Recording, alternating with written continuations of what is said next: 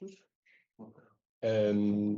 L'article dont on va parler aujourd'hui, Applying Mobility Prediction Models to Real-World Patients with Major Amputations. C'est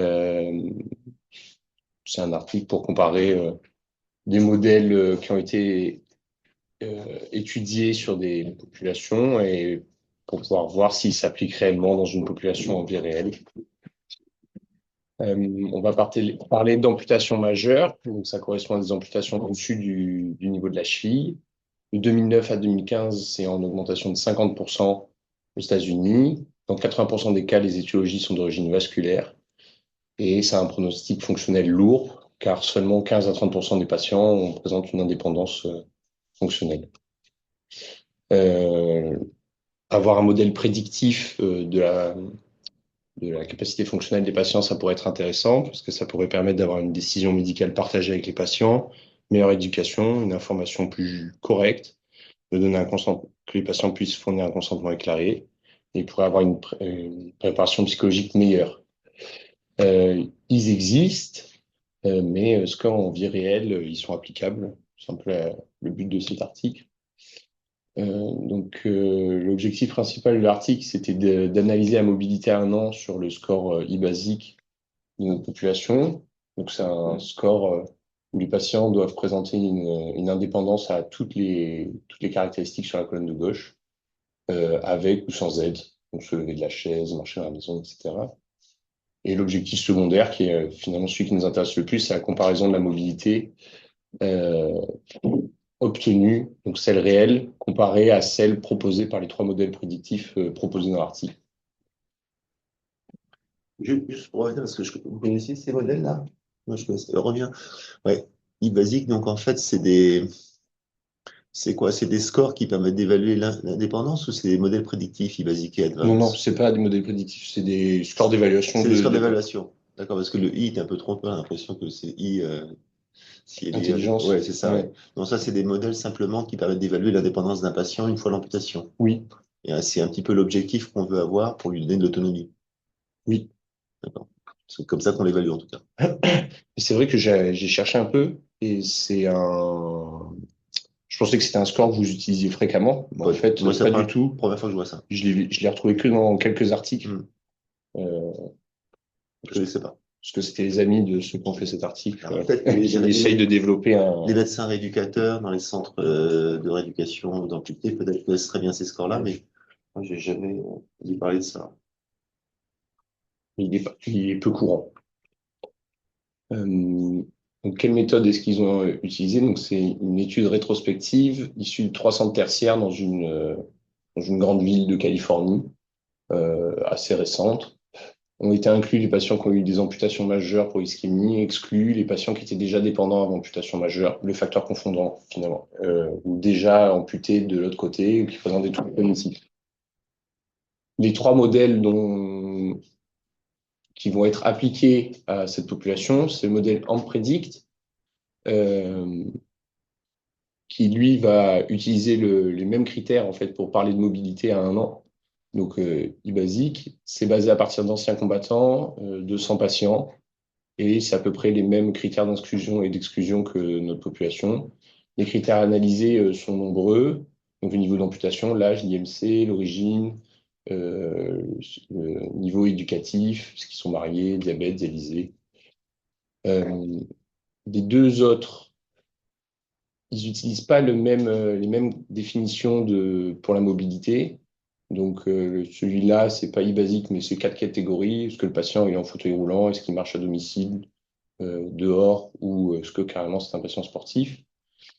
Par contre, pour ce modèle-là, les patients étaient issus d'à peu près le même type de patients, c'est des patients vétérans. Plus de patients, 2860, et à peu près les mêmes populations, avec cette fois-ci un peu plus de critères analysés, avec la durée avant l'appareillage, le type de chirurgie de revascularisation s'ils en ont eu, parce qu'ils prennent des drogues et d'autres comorbidités, insuffisance cardiaque coronary. Et le dernier modèle prédictif, pour être réalisé, il a, lui, bénéficié de plus de patients, encore 11 000, à peu près les mêmes critères d'inclusion et d'exclusion, et les critères analysés étaient par contre moins nombreux. Donc, dans la population d'études, il y a eu un recueil des données sur tous les critères qui étaient présents dans les modèles prédictifs. Et s'il y avait des données manquantes, mais uniquement pour les données subjectives, comme le niveau éducationnel, et ben alors était associé la pire valeur possible. On a appliqué les 3 modèles prédictifs à notre population et ils ont comparé la mobilité réelle à 1 an par rapport à la mobilité prédite par les modèles prédictifs. Donc là, on se rend compte c'est pas optimal. La mobilité réelle par rapport à celle prédite par les 3 modèles prédictifs est très différente. Il y a juste le premier où on pourrait se dire que peut-être que c'était pas si mal, sauf qu'en fait, quand on regarde patient par patient, bon, 43%, 36,6, quand on regarde patient par patient, en fait, c'est pas juste. Euh, les, euh, les 36,6 patients prédits pour lesquels était prédit une bonne mobilité, il y en avait que 52% qui avaient réellement une bonne mobilité. Ils ont été comparés entre eux, et même entre eux, ils étaient très différents. C'est une catastrophe. Une catastrophe. En PSIM, la valeur prédictive positive à 33%, il y a plus de chances qu'ils se trompent que ce soit bon, quoi. Parce que si on présente ça, nous, comme résultat de nos revascularisations, on va se faire engueuler au bout d'un moment. Les deux premiers, c'est celui d'évidemment, le dernier, t'as pas dit, c'est. Alors le dernier, c'est vrai, j'en ai pas parlé, c'est pas précisé, mais il suppose que potentiellement c'est plutôt issu de centres tertiaires et ils estiment que peut-être ce serait des niveaux socio-économiques assez importants. J'en parlerai un petit peu à la discussion, mais c'est vrai qu'ils savent pas exactement, mais ils présentent ça comme potentiellement issu de centres de bonne qualité. Le vécu, ça n'a rien à voir avec le vasculaire collectif initiative. Euh, je suis désolé, je me rappelle plus. C'est une association de la recherche. C'est aux États-Unis. Est-ce que c'est un groupe d'associations pour la recherche aux États-Unis? Je crois que c'est. Alors, c'est peut-être ça. C'est connu, oui. C'est peut-être ça, celui-là. Ouais. Peut-être des patients. Donc, quand on voit ces résultats-là, on peut se poser la question de finalement quelles étaient les caractéristiques de notre population d'études, puis comparer à celles des populations qui ont permis de créer les modèles prédictifs. Donc, dans notre population d'études, une médiane de suivi de seulement 276 jours. Les patients qui présentent des caractéristiques assez lourdes.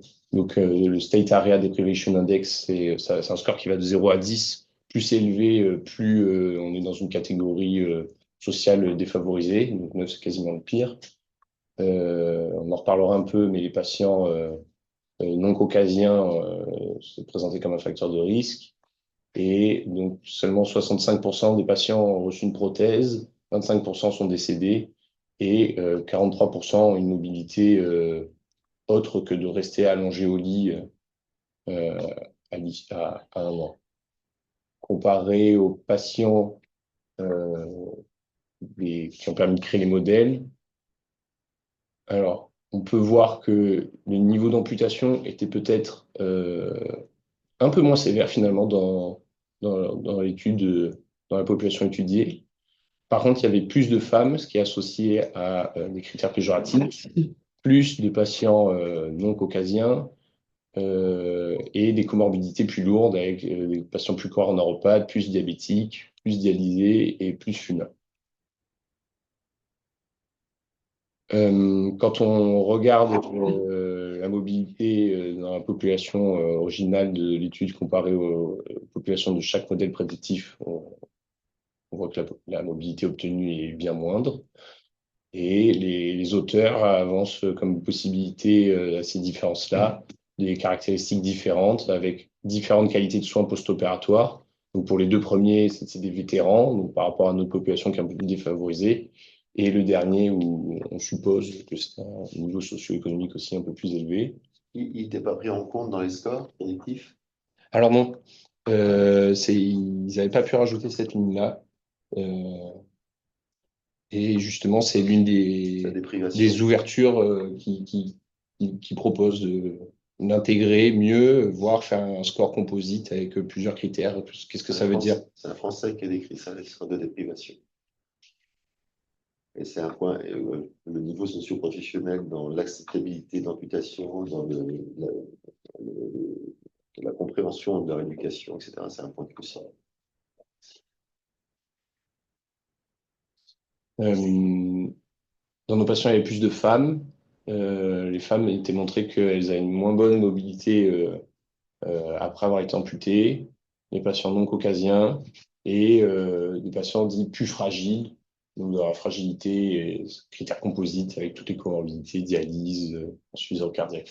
Alors, pour les femmes, il y a un critère aussi important, c'est qu'elles arrivent plus tard sur la maladie et généralement, je ne sais pas si ça sort ici, mais l'âge d'amputation est plus tardif. Donc, il y a aussi un problème d'âge, je pense, dans leur éducation. Et donc, plus des gens arrivent âgés, plus c'est difficile D'accord. qu'ils soient éduqués.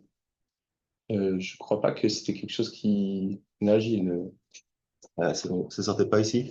Non, il ne mettait pas en avant. Putain. Donc, pour conclure, c'est une étude intéressante qui permet d'appliquer à une population réelle des modèles qui pourraient être intéressants et avoir un vrai rôle clinique. Néanmoins, quelques limites. Donc, c'est une étude rétrospective. Il a fallu gérer les données manquantes. Pour celles subjectives, gérées par le pire valeur possible. Bon, pour les données objectives, ils n'en parlent pas forcément. La durée de suivi, elle est très limitée, seulement 276 jours.